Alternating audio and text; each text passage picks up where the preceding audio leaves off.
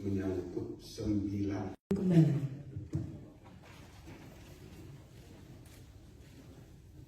nomor 2 putusan nomor 1-nya sudah oleh amar putusan mengingat Undang-Undang Nomor 24 Tahun 2003 tentang Mahkamah Konstitusi yang telah diubah terakhir dengan Undang-Undang Nomor 7 Tahun 2020 tentang perubahan ketiga atas Undang-Undang Nomor 24 Tahun 2003 tentang Mahkamah Konstitusi dan Peraturan Mahkamah Konstitusi Nomor 1 Tahun 2023 tentang Majelis Kehormatan Mahkamah Konstitusi memutuskan menyatakan: 1.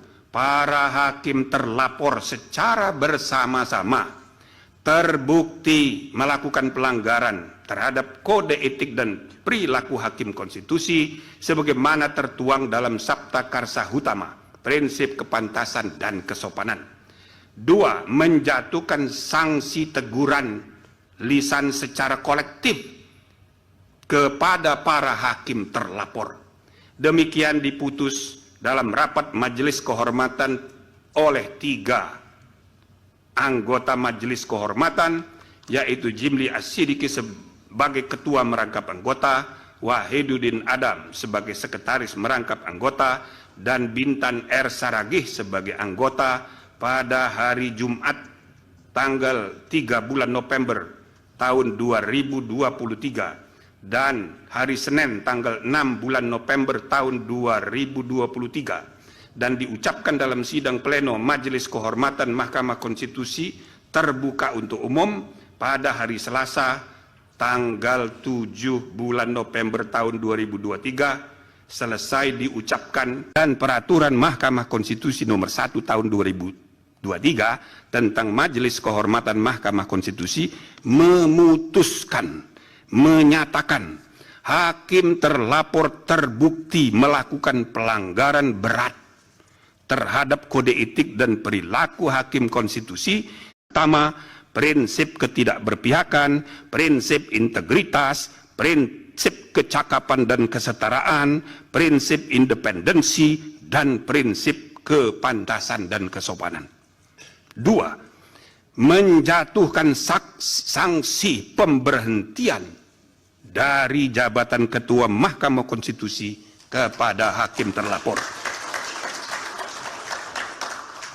3. Memerintahkan Wakil Ketua Mahkamah Konstitusi untuk dalam waktu 2 kali 24 jam sejak putusan ini selesai diucapkan memimpin penyelenggaraan pemilihan pimpinan yang baru sesuai dengan peraturan perundang-undangan.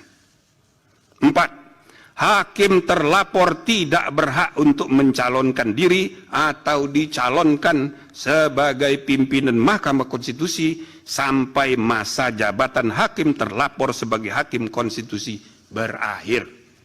5. Hakim terlapor tidak diperkenankan terlibat atau melibatkan diri dalam pemeriksaan dan pengambilan keputusan dalam perkara perselisihan hasil pemilihan presiden dan wakil presiden, pemilian anggota DPR, DPD, dan DPRD, serta pemilihan gubernur, bupati, dan wali kota yang memiliki potensi timbulnya benturan kepentingan. Selanjutnya, saudara-saudara, ada dari 3 orang pendapat berbeda 1 orang. Saya persilakan.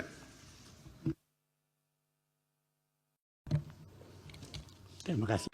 Selain membahas ihwal prosedur pengambilan putusan yang berkenaan dengan hukum acara dalam putusan akuo, hakim terlapor Saldi Idra juga membahas dan menjelaskan bahwa isu hukum yang dipersoalkan oleh pemohon tidak berkaitan dengan isu konstitusional, melainkan erat kaitannya dengan pertanyaan dan isu politik, political question.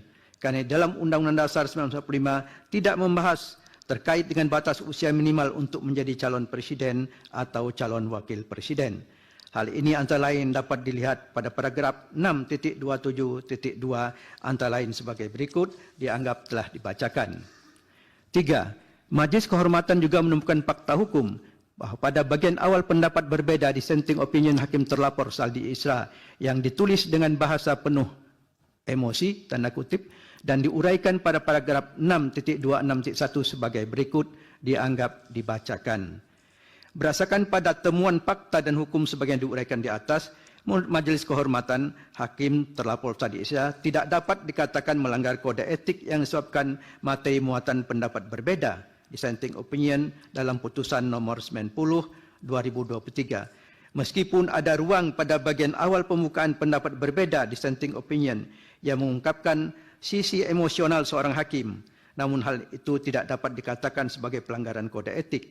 Sebab, sebagaimana diuraikan dalam pertimbangan hukum di atas, bagian pendapat berbeda, dissenting opinion hakim konstitusi merupakan satu kesatuan yang utuh yang tak dapat dipisahkan dari putusan nomor 90/2023. Tahun 2003 tentang Mahkamah Konstitusi dan Peraturan Mahkamah Konstitusi nomor 1 tahun 2023 tentang Majelis Kehormatan Mahkamah Konstitusi memutuskan terbukti melakukan pelanggaran berat terhadap kode etik dan perilaku hakim konstitusi